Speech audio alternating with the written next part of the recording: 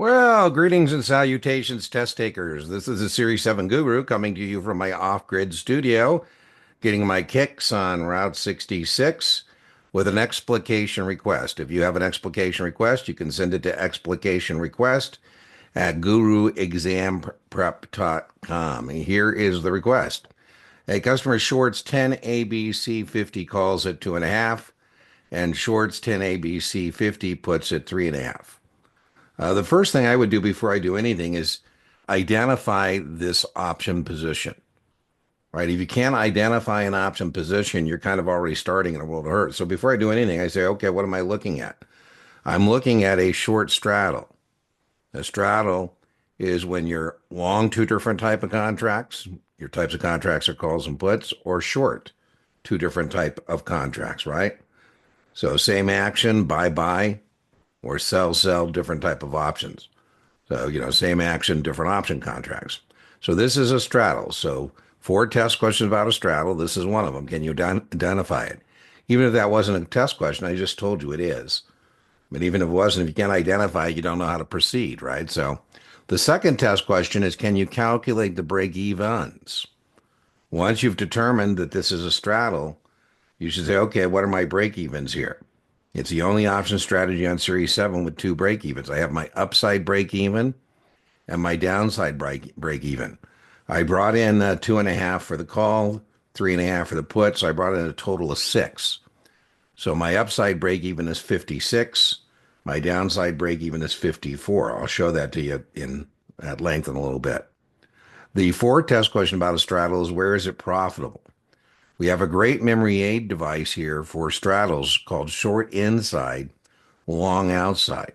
If we're short the straddle like we are here, we want the market price to be somewhere between the break-even, somewhere between 56 and 44. So when this is all said and done, if the market price of the stock is somewhere between 56 and 44, we're going to be a winner.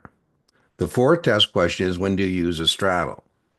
You'll buy a straddle when you expect volatility, but direction is uncertain. You sell a straddle when you think it's going to stay within this trading range of 56 to 44. All right, I'm a big believer in doing a setup, firing up the T, particularly when there's a lot of things going on, right? So we brought in 2.5 for the calls. We brought in 3.5 for the puts. So we brought in a total of 6. Again, please note, I haven't done anything with answering this question yet. I call all this preliminary work the setup. You want to have a process. If you're process driven, you're going to be in pretty good shape. All right, so now that we have our setup, we've kind of got comfortable with the question. Let's see what it says.